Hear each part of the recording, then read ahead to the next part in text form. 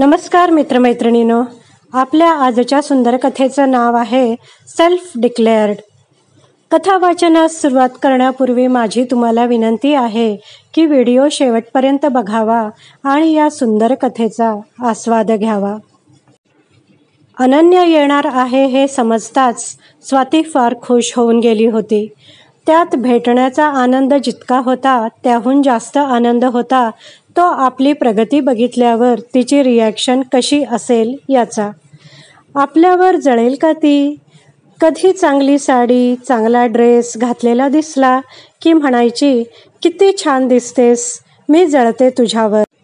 आता कशी असेल तिची प्रतिक्रिया? एकाच ऑफिसमध्ये सहकारी म्हणून काम करताना तिच्यासोबत तशी मजा यायची. अनन्या एकदम फन का अँटेना होती, पण भयंकर फटकळ स्वभावाची. अनन्या फारशी कोणाला आवडायची नाही. तिला त्या गोष्टीने फारसा फरकही पडत नव्हता. ती तोंडावर सांगायची, मी कोणालाही इम्प्रेस करण्यासाठी काहीही करत नाही. तुला मी आवडते, आवडत नाही, मला त्याच्याशी काहीच देणं घेणं नाही. मला माझ्या कामाशी काम ठेवायला आवडतं. गोड गोड बोलून आपली जागा बनवणं मला काही जमणार नाही. स्वाती आणि अनन्या 1 वर्षाच्या फरकाने ऑफिसला जॉईन झाल्या होत्या. स्वातीचं आणि कौस्तुभचं अफेअर चालू झालं. त्यांचा साखरपुडा झाला. एकाच ऑफिसमध्ये काम करत असल्यामुळे ते दोघेही सोबत असायचे. पुढच्या वर्षी अनन्या जॉईन झाली. स्वाती, कौस्तुभ काही ना काही कारणाने पार्टी देत, कधी हॉटेलमध्ये, कधी घरी. पण अनन्या सहसा टाळायचीच. ना तिने कधी पार्टी दिली, ना कधी घरी बोलवलं. डब्यात जे काही करून आणायची त्यावरून तिला स्वयंपाक चांगला जमत असावा असं वाटायचं. पण तिने चुकूनही कधी घरी या असं आमंत्रण दिलं नाही. कधी यावरून बोललं तर सरळ सांगायची, मी इथं नोकरी करून पैसा मिळवायला आले आहे. असले रिलेशन बनवण्यात मला काडीचाही रस नाही. Be professional. ते खाणं, पिणं, बनवणं, खिलवणं not my cup of tea. तिच्या या स्पष्ट बोलण्याने सगळेच तिच्यापासून लांब राहायचे. त्यानंही तिला फारसा काही फरक पडत नव्हता. तरीही कौस्तुभला तिच्या काही गोष्टी आवडायच्या. स्वाती एकदा म्हणाली, कशी काय ही अशी राहू शकते? माणसं नकोत, हे नको, ते नको. कौस्तुभ म्हणाला, हे बघ स्वाती, तो तिचा स्वभाव आहे आणि त्यामुळं तिचं काही अडलं आहे का आजवर? आपण कोण तिला जज करणारे? ती प्रामाणिकपणे सांगते, हेच ग्रेट आहे. कौस्तुभ शांतपणे म्हणाला. स्वातीनं एखादा छान ड्रेस घातला, सुंदर साडी नेसली की हमखास अनन्या म्हणायची, काय मस्त दिसतेस ग, कौस्तुभ मरतोय आज, जळते मी तुझ्यावर. स्वातीला ड्रेसचे पैसे फिटल्याचा फील यायचा. 1 वर्षभर स्वाती आणि अनन्या सोबत काम करत होत्या. पण अनन्या काही तिला फारशी आवडली नव्हती. गोड गोड बोलून स्वातीनं ऑफिसमध्ये आपली जागा बळकट केली. अनन्या मात्र निघून गेली. त्यालाही आता 5 वर्ष होऊन गेली होती. तिची काहीच खबरबात माहीत नव्हती. एव्हाना स्वातीचं आणि कौस्तुभचं लग्नही झालं. प्रमोशनवर दोघांच्या परदेशवाऱ्या पण झाल्या होत्या. प्रत्येक वेळी तिला आठवायचं, मी जळते तुझ्यावर. किती जळाली असती अनन्या आपल्यावर. काय करत असेल ती? कुठंतरी टिकली असेल का? सरळ सांगायची, माझ्यापासून दूर राहा, मी चांगली नाही स्वभावाने. परवा दिवशी अचानक अनन्याचा फोन आला. स्वाती, अनन्या बोलते, तुला भेटायचं आहे. ओय, कुठे आहे पत्ता तुझा? गेलीस की गायबच झालीस? काय चाललंय सध्या? कुठे नोकरी करतेस? अगं, ऑफिसच्या कामासाठीच आले. उद्या वेळ आहे का तुला भेटायला? नसता तरी तुझ्यासाठी वेळ काढला असता. बोल, केव्हा भेटूया? दुपारी 3 वाजता? हॉटेल तेच जिथे तुम्ही पार्टी द्यायचात. 3 वाजता? करेन, काहीतरी मॅनेज करेन. असंही आता सगळं मीच मॅनेज करते. मला आता परवानगीची गरजच नाही. हो, नक्की भेटू.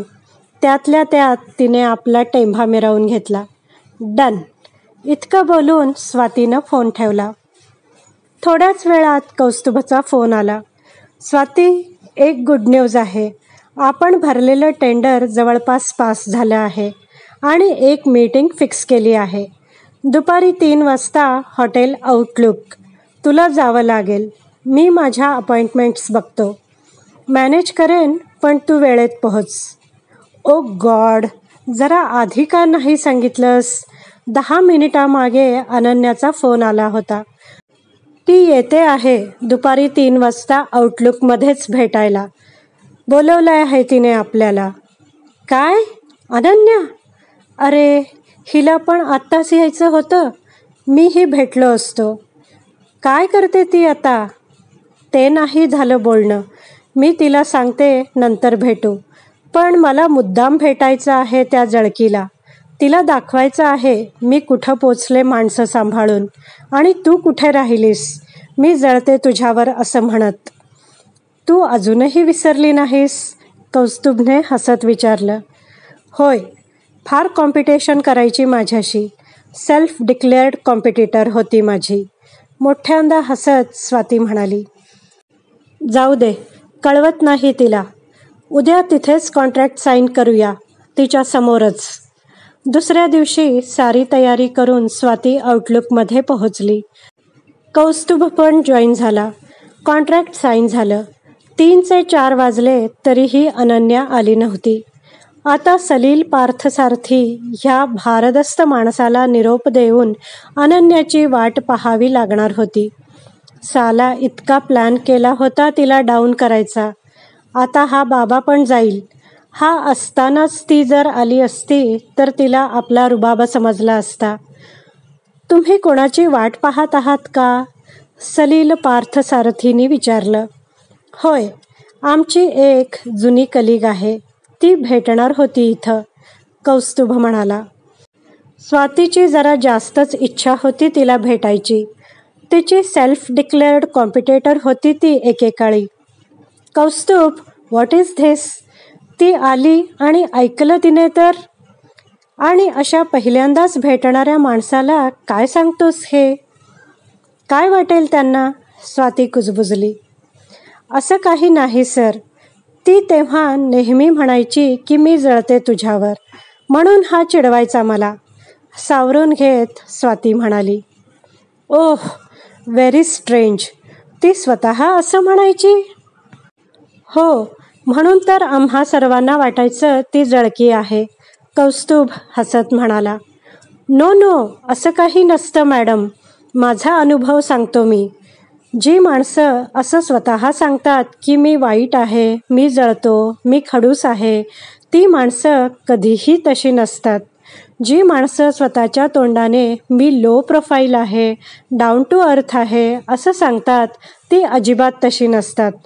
त्यांना कुठली ना कुठली घमेंड असतेच आणि लोकांनी आपल्याला तसं म्हणावं यासाठी हा आटापिटा असतो त्यांचा. तुम्हाला सांगून कोणी तुमच्यावर ईर्ष्या करत नसतात. पण ही सेल्फ डिक्लेअर्ड, खडूस वगैरे एकदम निर्धोक असतात. लोकांना आपल्यापासून दूर ठेवायची ती ट्रिक असते त्यांची. कदाचित त्यांचे अनुभव वाईट असतात. पुन्हा पुन्हा तेच फटके खाण्यापेक्षा लोक दूर असलेली बरी म्हणून ते मुद्दाम असा देखावा करतात. अशी माणसं फार कमी असतात आणि फार कमी लोकांना सापडतात. जर सापडली तर कधीच गमावू नये त्यांना. माझी पार्टनर आहे, ती असं सर्रास म्हणते आणि लोकांना चांगलं काम करायला इन्स्पायर करते. मी तिला बरोबर ओळखलं आहे. ती कोणाशीही ईर्ष्या करत नाही, कोणावरही जळत नाही. पण लोकांना दाखवते अशी की तिच्या वाऱ्याला सुद्धा कोणी थांबू नये. सलील सर म्हणाले. एकेकाळी मी पण असा विचार करायचो.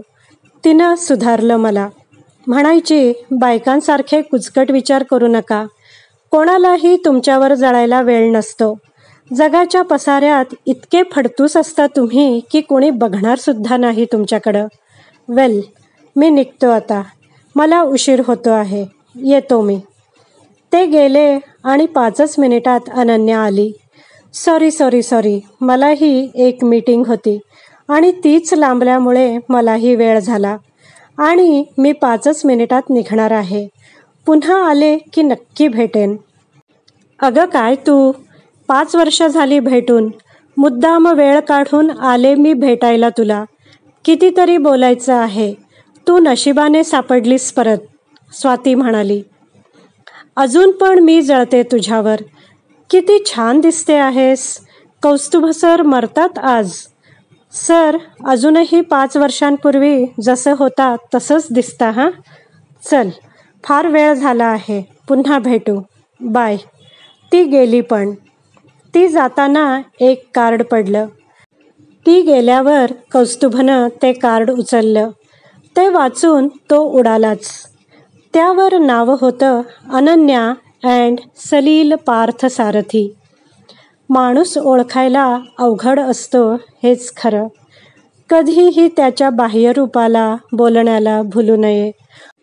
वरवर तुमच्याशी गोड बोलणारी माणसं हृदयात तुमच्यासाठी विष भरून हितशत्रू बनून हिंडत असतात, तर वरवर तुम्हाला फटकारणारी माणसं तुमची हितचिंतकं असू शकतात.